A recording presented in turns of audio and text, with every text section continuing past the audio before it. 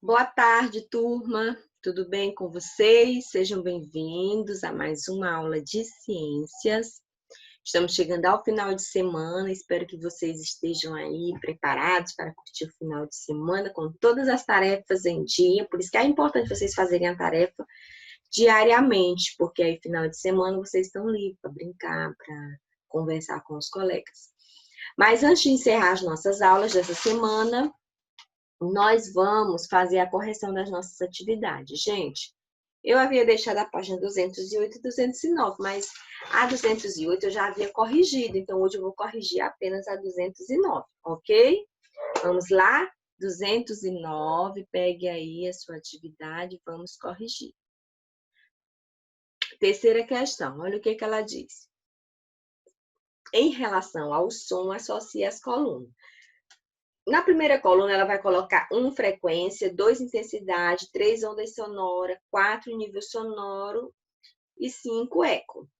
E do outro lado, na segunda coluna, vai ter a letra A, B, C, D e E. Você vai associar. Eu vou só dar para vocês a associação para vocês corrigirem, para ver se está correto. Não vou fazer a leitura, meninas. Então, vamos lá. 1 associado a C, 2 associado à letra E, 3 associada à letra D de dado, 4 associada à letra B de bola e 5 associado à letra A. Então, essa é a sequência, ok? Corrijam aí para ver se vocês conseguiram colocar corretamente. É muito importante vocês terem o conceito, viu, dessas palavras. Frequência, intensidade, ondas sonoras, nível sonoro e eco. Na quarta questão, na letra A, ele pergunta qual é o nível sonoro do aparelho ao qual pertence o selo ruído mostrado nessa atividade. Então, o nível sonoro do aparelho, segundo esse selo, é 89 decibéis. No selo está aí claro, ó, decibéis. B, em sua opinião, qual a importância desse selo para a nossa saúde? Devemos escolher aparelhos que emitem alto ou baixo nível sonoro? Justifique sua resposta. Bem, é importante esse selo porque ele vai permitir que o consumidor escolha aparelhos que emitem o menor nível sonoro, né? Porque quem é que quer, por exemplo, um ventilador que passa a noite toda vendo um barulho enorme? Tanto vai prejudicar o meu sono, como vai prejudicar o ouvido, não é isso? Então, é importante para isso. E devemos escolher aparelhos que emitem alto ou baixo nível sonoro? Com certeza, baixo, né?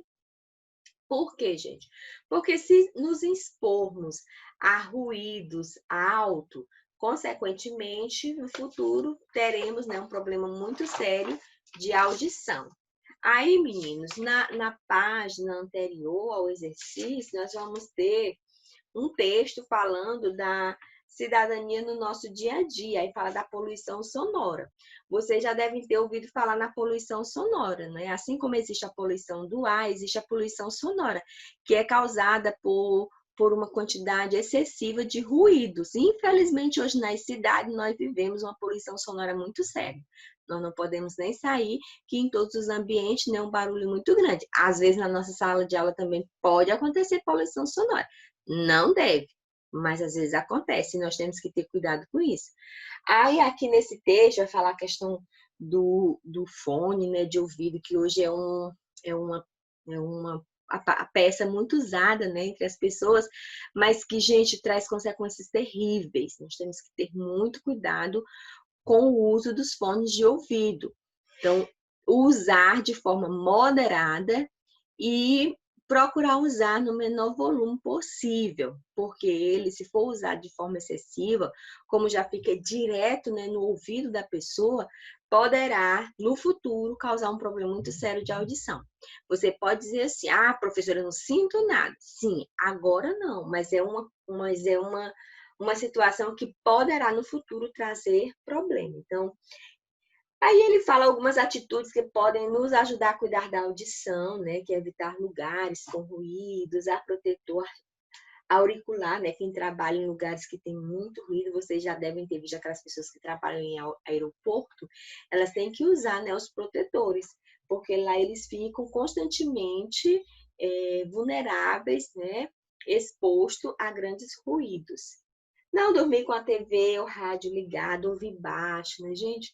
Tem pessoas que quando vão ouvir a TV ou vão ouvir um som, uma música, exageram na altura, então tem que ter muito cuidado, tá certo?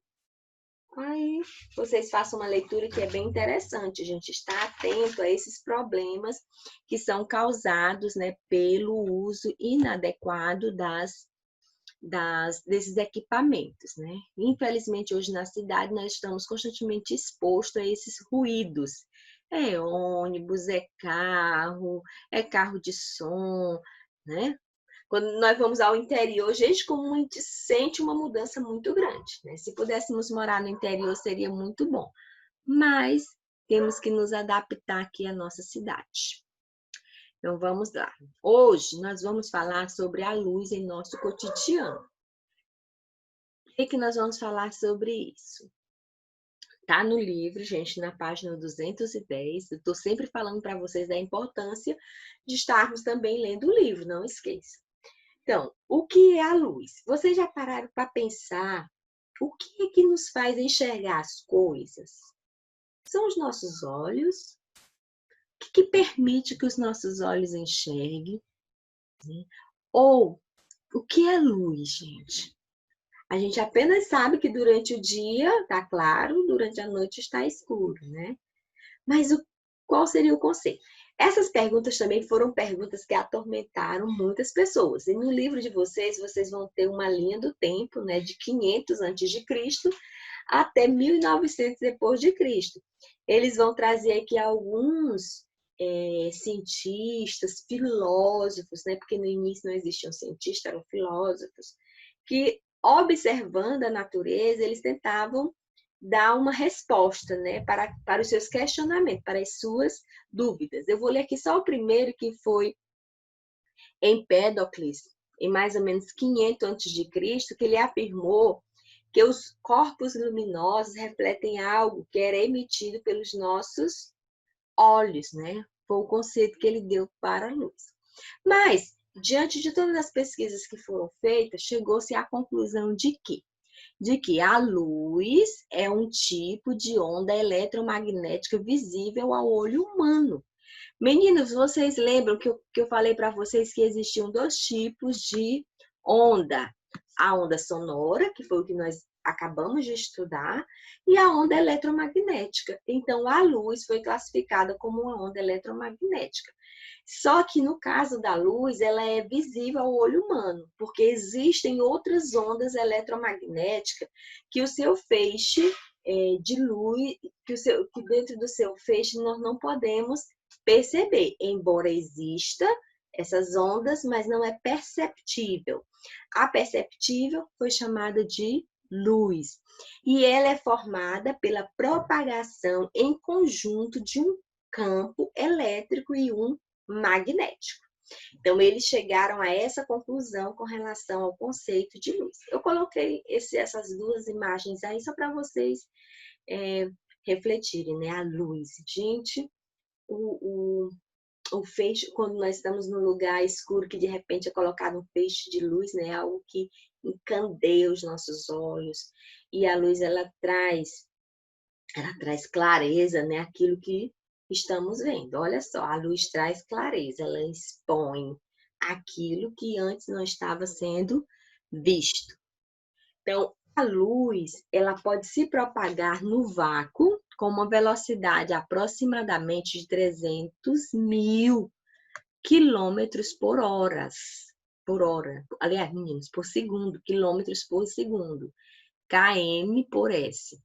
A frequência de luz que são visíveis ao olho humano, né, o que é permitido nós vermos, elas são chamadas de espectro visível. Então, essa frequência onde o olho humano percebe e vê as coisas é chamado de espectro visível. Essas ondas, elas têm comprimento entre 400 nanômetros e 700 nanômetros, como vocês observam aí nessa figura. Estão observando? Então, os comprimentos de onda. E, gente, vocês sabiam que a questão das cores também vai depender muito do comprimento da onda. Então, dependendo do comprimento daquele feixe de luz, ele vai chegar aos meus olhos, né, com um determinado tipos de cor. Então, as ondas visíveis, né, como vocês podem ver aqui nessa imagem, elas estão dentro desse trecho. Quando elas estão acima de 700, o comprimento acima de 700, elas são chamadas de onda infravermelho, que é o exemplo micro-ondas e as ondas de rádio. E quando elas estão abaixo de 400, elas são chamadas ultravioleta, que é, como exemplo, nós temos os raios X e os raios gama, não é isso? Aí no livro nós vamos ter também esse mesmo desenho, né, de uma forma bem diferente, ele vai detalhar o que é a onda de rádio, o que é a onda do micro-ondas. Nós vamos nos deter no espectro visível, que é a faixa do espectro eletromagnético, que corresponde à luz perceptível ao olho nu, né? Quer dizer, perceptível pelo ser humano, ok? Agora nós vamos ver como a luz se propaga, gente. Como acontece a propagação da luz. Ela vai acontecer de 3 formas, né? Ela vai acontecer através da propagação retilínea da luz, do princípio da independência e do princípio da reversibilidade. Vamos ver logo a propagação da luz pelo princípio da propagação retilínea. O que acontece? Os raios de luz propagam-se em linha reta, né? Como vocês observam aí. Ela não, a onda de luz, ela não necessita de um material, de um meio material para se propagar, como nós vimos nas ondas sonoras, né? Ela se propaga em linha reta, e um exemplo é um farol de um carro. Ela vai seguir uma linha reta. Mas a luz também, ela pode se propagar pelo princípio da independência dos raios da luz, onde, ao se cruzarem 2 raios de luz, atravessam um ao outro, como se não existissem mutuamente, né? Como vocês observam aí. Eles vão atravessar um ao outro, eles vão se cruzar sem que haja desvio ou alteração da trajetória. Eles apenas se cruzam. Isso significa o quê? Independência entre eles, independência dos raios de luz. E a outra forma de propagação é o princípio da reversibilidade dos raios. Quer dizer, o sentido de propagação dos raios de luz, ele pode ser reversível. Então, a trajetória dos raios de luz não depende do sentido da propagação. Ou seja, a luz pode ir e pode voltar pela mesma trajetória. Eu coloquei aí esse exemplo, né, de uma pessoa observando uma luz e essa luz pode retornar para ele ou pode voltar, né? Ela vai chegar a um determinado obstáculo e ela vai voltar. Quer dizer, é um princípio reversível. Ela não só segue a linha retilínea, mas ela também pode estar voltando para o mesmo ambiente ao qual ela foi emitida.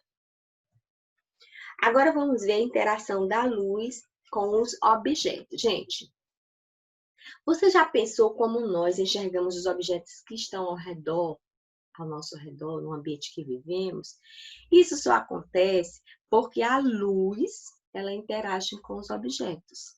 Então, a luz, ela é extremamente importante para que nós possamos ver, enxergar os objetos, né? E ela pode, essa interação, dependendo do tipo de material, ou do objeto, né, que acontece a interação, ela pode resultar em 3 fenômenos que nós chamamos de reflexão, refração e absorção, ok? Então, nós vamos ver agora cada um detalhadamente. Como é que acontece, então? Quando a luz, ela chega a um objeto, diferentes coisas podem acontecer, né? A luz, ela pode ser absorvida, a luz, ela pode ser refletida, ou a luz pode ser transmitida através do objeto. Em geral, vai acontecer isso. Então, vamos explicar cada uma individualmente, mas primeiro eu quero trazer um exemplo, né? Um conceito, exemplificar esse conceito com um exemplo. Por exemplo, uma calça vermelha, por exemplo, ela vai absorver o verde e o azul, e ela vai refletir a cor vermelha. Por isso, vemos o objeto vermelho, mas na verdade ele é vermelho porque ele refletiu o verde e o azul. Assim, na teoria, o objeto branco ele reflete toda a luz. E um objeto preto, ele absorve toda a luz. Não sei se vocês já ouviram isso, né? Por exemplo, às vezes quando eu era criança, a mãe dizia, não sai com essa camisa preta não, que vai esquentar muito. A mãe diz isso, né? Muito quente. Porque as cores escuras, elas absorvem. Então, se eu saio de casa com uma camisa preta durante a tarde, o sol muito quente, como o preto absorve a luz, a tendência é aquela blusa esquentar. Entendeu? Por quê? Porque o preto absorve a luz, absorve o calor. Absorve a luz e, consequentemente, traz calor. E o branco, não. O branco, ele vai refletir. A luz vem e a luz, ela volta de novo. Como vocês estão vendo aí nesse gráfico, né? A luz chega e ela reflete. Ela não é absorvida, porque aquela cor, ela reflete. Então, consequentemente, gente, nos períodos muito quentes, é bom usar roupa clara, porque automaticamente você não vai emitir tanto calor, né? Aliás, você não vai sentir tanto calor, ok? Ó, vamos falar um pouco sobre a reflexão, né? Como é que acontece a reflexão? A reflexão acontece quando a luz chega a um objeto e reflete, né? Ela, geralmente, ela reflete em parte ou totalmente esse objeto. A luz pode ser refletida de maneira especular ou difusa, né? Direta ou de uma forma difusa. Então, vamos explicar cada uma delas. O que é essa reflexão especular? Ela é produzida quando a luz reflete de uma superfície lisa, por exemplo. A luz vai refletir no mesmo ângulo no qual incide. Ela chega à superfície, como o exemplo que eu coloquei aí para você. A difusa é quando a luz chega em uma superfície que ela tem uma textura, né? Então, com essa textura, essa luz ela não vai refletir de uma forma direta, ela vai ser difusa, né? Vai acontecer, não coloquei nenhum exemplo aí, mas ela vai acontecer em várias direções, ok? Agora vamos falar um pouco sobre a reflação, minha gente, misericórdia. A refração. Então, a refração, ela acontece quando a luz atravessa a superfície do objeto. Olhem aí na imagem, a luz atravessou a superfície do objeto, né? E ela também pode acontecer direta, de forma difusa ou seletiva. Direta, quando acontece que a luz atravessa o objeto e não se produzem câmbios ou direção, né? No caso de um vidro,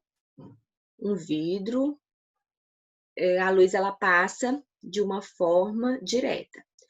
De forma difusa, ela se produz quando a luz passa através de um objeto transparente ou semitransparente com textura. Por exemplo, um vidro fosco, né? A luz, em vez de ir em uma direção só, ela vai ser desviada em muitas direções. Então, no vidro fosco, você não consegue perceber claramente o que está do outro lado. Por quê? Porque a luz ela vai ser refletida, né? Ela vai passar, mas ela vai passar de uma forma difusa. Então, o exemplo seria um vidro liso e um vidro transparente, mas fosco, né? O vidro fosco, meninos, é aquele vidro que você consegue ver a parte que está do outro lado, mas não claramente, porque ele distorce um pouco a imagem, ok? E vamos ver agora a última que fala da a interação através da absorção, que é essa última que vocês estão vendo. Então, como é que isso acontece? Quando a luz chega a uma superfície ou a um objeto, ela pode absorver parte dessa luz, né? Toda a parte. Nesse exemplo aqui que eu coloquei para vocês, né? Ela está absorvendo todo, mas ela pode absorver só parte. E é por isso que geralmente, né, se recomenda, como o exemplo que eu falei para vocês da roupa, é por isso que geralmente se recomenda durante o verão não usar roupas escuras, pois elas absorvem a maior parte da luz e a transformam em calor. Mas quando nós usamos uma roupa mais clara, no caso a roupa branca, né, ela vai refletir essa luz. Então ela vai absorver, ela não vai absorver calor, né? Então, a absorção, como exemplo da absorção, tem a questão da roupa, né? Que o preto, ele absorve uma maior quantidade e o branco, ele mais reflete. Ok, meninos? Então, era isso que eu queria deixar para vocês. Vocês devem dar uma olhadinha no livro também, né? Que vai trazer outros exemplos, além desse que eu trouxe para vocês. E qualquer dúvida que vocês tiverem, meninos, podem colocar aí no grupo que a gente vai estar tirando. Um cheiro e até a próxima semana.